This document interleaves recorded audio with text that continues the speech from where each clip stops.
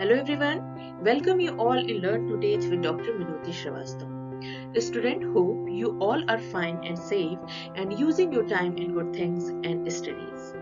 Student, जैसा कि आपको पता ही है कि लर्न टू टीच चैनल पे आपको मिलते हैं सीटेट बीएड से संबंधित बहुत से कंटेंट और साथ ही में मैं आपके एम्प्लॉयबिलिटी स्किल को एनहांस करने के लिए कुछ ऐसे टिप्स के बारे में हम बात करते हैं जो कि नो डाउट हमारे काम आने वाले हैं। तो यहाँ पे इस समय क्योंकि सीटेट का टाइम है तो हमारा फोकस भी सीटेट पे है और सीटेट की अगर मैं बात करूँ तो इसके पेपर सेकंड के हमने काफी कुछ सेक्शन कंप्लीट कर लिए हैं और अभी जो मैंने रिसेंटली स्टार्ट किया है सेक्शन फर्स्ट है जिसमें कि मैं हिस्ट्री के बारे में बता रही हूँ, जिसका पहला चैप्टर है व्हेन, वेयर एंड हाउ। तो इसका पार्ट 1 मैंने कंप्लीट किया था आपके लिए। आज मैं आप लोग के लिए लेके आई हूँ व्हेन, वेयर एंड हाउ का पार्ट 2। तो चलिए देखते हैं इसमें आगे क्या क्या है। सो स्टूडेंट्स, इस चैप्टर के पार्ट 1 में हमने जाना था क्या है हिस्ट्री, कहाँ से इसका जन्म हुआ है और ये जाना था कि कौन कौन से सोर्स है जिसके माध्यम से हमें हिस्ट्री की जानकारी होती है। तो लास्ट जो हमारा वीडियो था उसमें हमने आर्कियोलॉजी को अच्छे से समझा था। अब जो हम बात करेंगे वो लिटरेरी सोर्सेज और ओरल सोर्सेज पे हम बात करेंगे। तो लिटरेरी सोर्स होते हैं जैसे कि अगर हम बात करें तो एंशिएंट लिटरेचर इसमें आते हैं, जितने भी हमारे साहित्य होते हैं, सेक्रेड बुक्स आती हैं are the important reconstruction of ancient Indian history. एक ऐसे साधन है जो कि हमारे प्राचीन भारतीय इतिहास को संभाले रखने में अपना बहुत बड़ा योगदान देते हैं। तो ओवरऑल अगर आप साहित्यिक सोर्स यानी कि लिटरेरी सोर्स की बात करो तो इनको भी हम 3 पार्ट में डिवाइड करते हैं। पहला जो है वो आप देख सकते हो सेक्रेड एंड रिलीजियस लिटरेचर, जो कि हमारे धार्मिक साहित्य हैं, धार्मिक किताबें हैं, लाइक चारों प्रकार के जो वेदास हैं, कल्पसूत्र है, रामायण है, महाभारत है, पुराण है, ये सारे हमारे लिटरेरी सोर्स के पार्ट 1 में आते हैं। दूसरा है factual and non factual sources, जिसमें कि नॉवेल है, ड्रामा है, पोएम है, बुक्स हैं, मेडिसिन है तथा ऑटोबायोग्राफी आती है।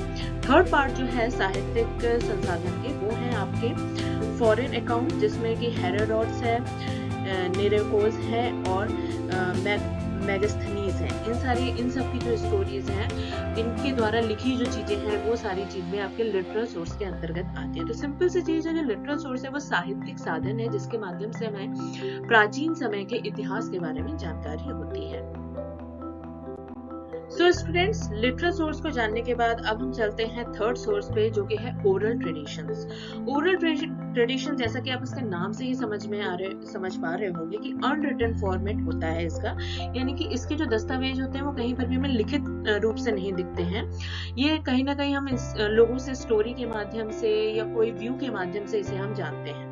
तो ये अनरिटन फॉर्म होता है, पॉपुलर स्टोरीज हो सकती हैं, मिथ्स हो सकता है, लीजेंड्स हो सकते हैं और ये बेसिकली किसी हिस्टोरिकल पीरियड के बारे में हमें जानकारी देते हैं, उनके कोई कल्चर के बारे में, उनके कोई पर्टिकुलर व्यूज के बारे में। जब हम किसी लोगों से अपने पूर्वजों से सुनते हैं तो वो ओरल ट्रेडिशन के अंतर्गत आते हैं। ये तो बात हुई स्टूडेंट 3 सोर्सेज जिसके माध्यम से हमें हिस्ट्री के बारे में जानकारी होती है। अब हम यहाँ पे नीचे जो देख रहे हैं यहाँ पे 2 सोर्स बताए गए हैं, प्राइमरी एंड सेकेंडरी।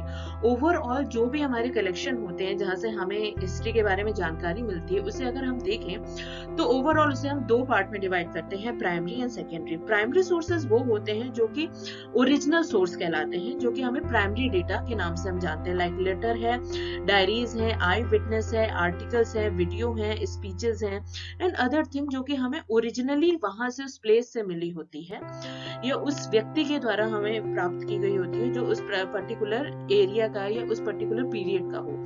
दूसरी तरफ जो हम देख रहे हैं सेकेंडरी सोर्स वो है don't witness and did not witness like a book, painting, historical work based on primary account, personal prejudice. इसमें क्या होता है कि सेकेंडरी सोर्स जो होता है वो किसी न किसी थर्ड पर्सन के माध्यम से जब हमें कोई जानकारी मिलती है उस पर्टिकुलर पीरियड के बारे में, उस घटना के बारे में, तो वो सेकेंडरी सोर्स में आता है।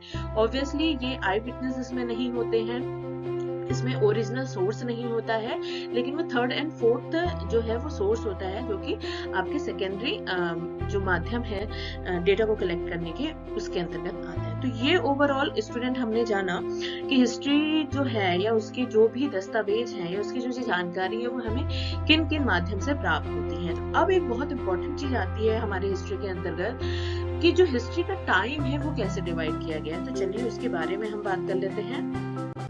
स्टूडेंट्स, अब हम बात करते हैं, हमने अभी तक के अपने इतिहास की किताबों में बार बार ये पढ़ा है, बार बार ये सुना है, जो टाइम पीरियड होता है उसके आगे BC AD का जिक्र होता है। तो ये BC और AD एग्जैक्टली है क्या, तो उसे हम यहाँ पे जानते हैं। जो टाइम पीरियड हिस्ट्री में बताया गया है वो जीसस क्राइस्ट के दौरान या उनके जन्म के हिसाब से बताया गया है, इसीलिए the birth of Christ was used as yardstick. इसको एक तरीके से यार्डस्टिक के रूप में इनके बर्थ को माना जाता है हिस्टोरिकल थिंग्स में, और इसीलिए इनके जो बर्थ और इनका ओवरऑल टाइम था उसके अकॉर्डिंग जो हमारा इतिहास है उसको 2 कैटेगरी में डिवाइड किया गया है।